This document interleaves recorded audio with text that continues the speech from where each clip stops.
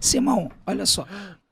Você falou que o divisor de águas na história aí do treinamento de força, na parte científica, foi a ordenação dos exercícios. Na minha área, E isso entra muito na educação física, né? É. Quando você vai prescrever um treinamento. Uhum. Eu achei engraçado, você falou num podcast 3 de 8, 3 de 8, 3 de 8.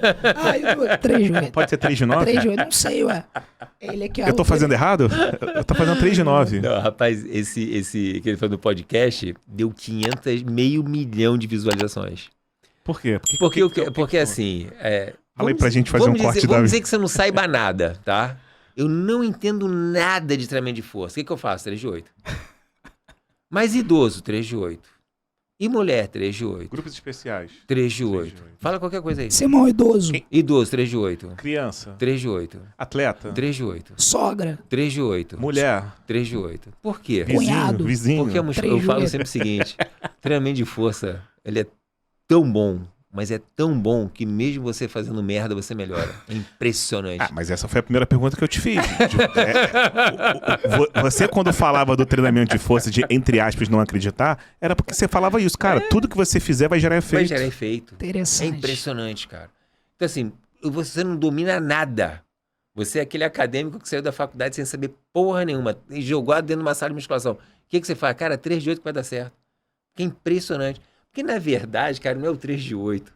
Na verdade, é você realizar movimento com carga. Acabou. Sair da inércia. Até puxada por trás. Até puxada por trás, você traz 3 de 8.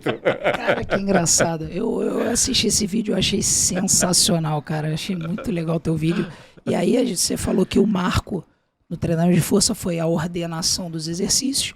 E você falou ali, cara, que comecei a pesquisar sobre pressão arterial. Efeito hipotensivo pós-esforço. Isso. Então, assim, eu vejo que o treinamento de força é um dos pilares para o futuro da atuação médica. Também. Da atuação médica. Também. Você falou aí, médico não quer fazer mestrado, não quer fazer doutorado, não quer entender sobre treinamento. Enfim, médico precisa saber sobre treinamento de força, Simão.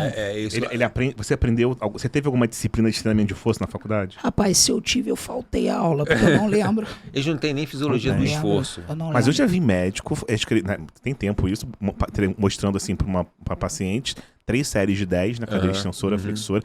E assim, o médico, pelo que o Sandro tá falando, ele não estuda isso. Ele não sabe.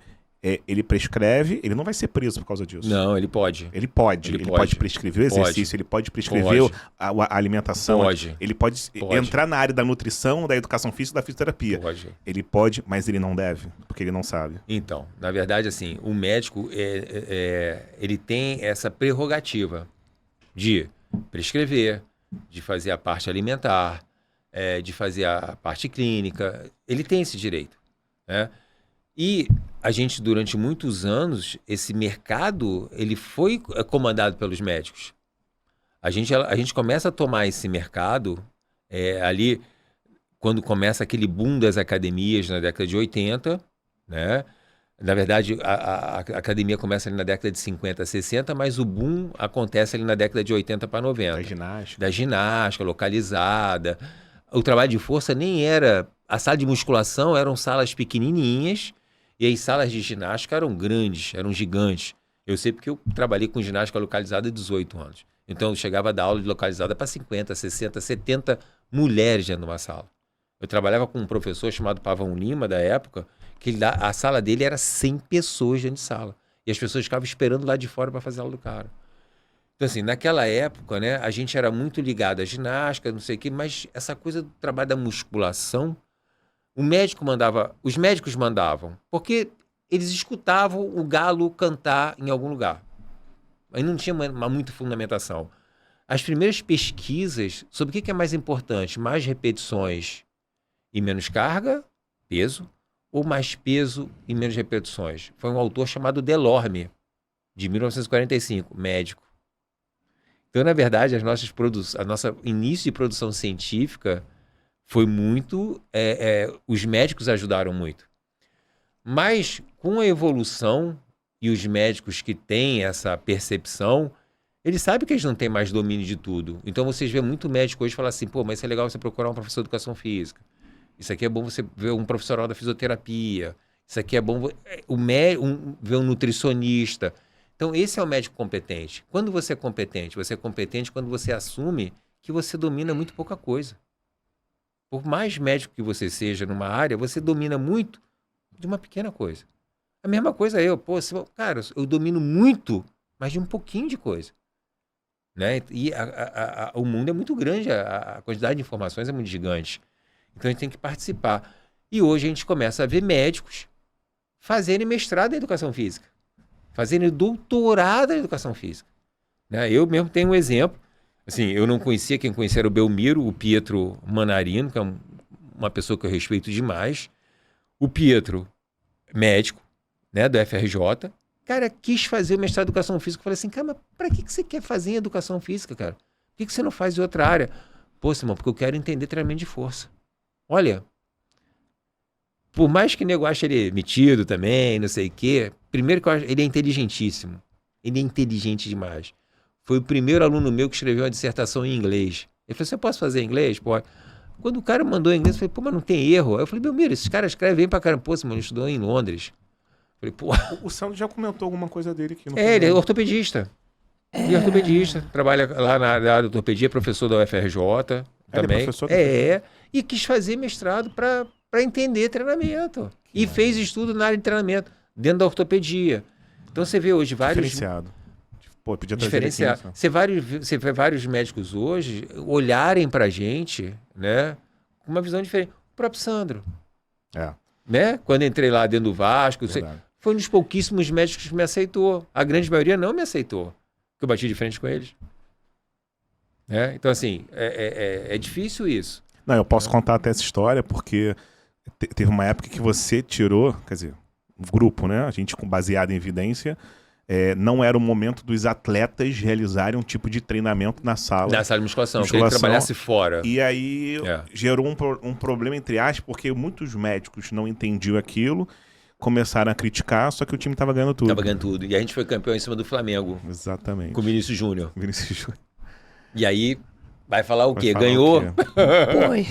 E foi. Só aí é uma curiosidade engraçada. E dentro disso que você tava falando, pô, tinha aquele médico que a gente apostava, pô, esse cara aí, eu acho que tem que pegar de frente e tal. Foi o primeiro a cornetar o Simão. Eu falei, pô, que esse, irmão? Pô, uma decepção. Mas é a quebra de paradigma, porque a gente teve muitas quebras que o futebol... Eu lembro em 2015, a gente usando a termografia, o Daniel estava no... 2015, 2016, o Daniel estava no Flamengo, me ligou, eu em São Januário, cara, como é que vocês estão usando isso aí? A gente quer usar aqui no Flamengo. Sim. Então, assim, o legal é que você vê um profissional como o Daniel, como o Sandro, que faz questão de ligar, eu não sei isso aqui, como é que funciona?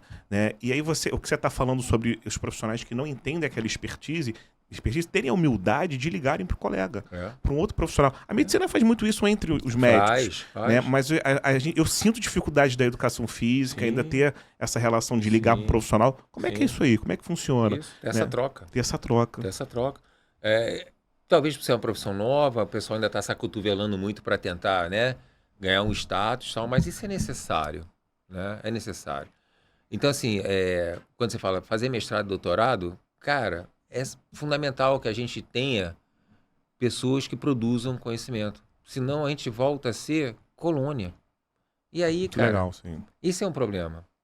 Né? A gente não tem produção de conhecimento, a gente não tem domínio de nada. Né? E você vê isso em todas as áreas, não só a educação física. Né? Então, eu fico feliz quando eu vejo um doutor, né? Por exemplo, você fez seu doutorado e tal, está na área acadêmica, está na área prática, né? Vejo lá um Juliano, que também fez o doutorado dele, a Sara, que também fez seu doutorado, que o Pedro também fez seu doutorado, que o Belmiro, que a Indy, que, sei lá, todos, né? Eu formei 33 mestres e 11 doutores e 3 pós-doutores. Então, assim, passou bastante gente junto comigo, né? E você sabe que eu sempre apertei os alunos, dei aquela parafusada, né? Mas sempre teve uma troca muito grande.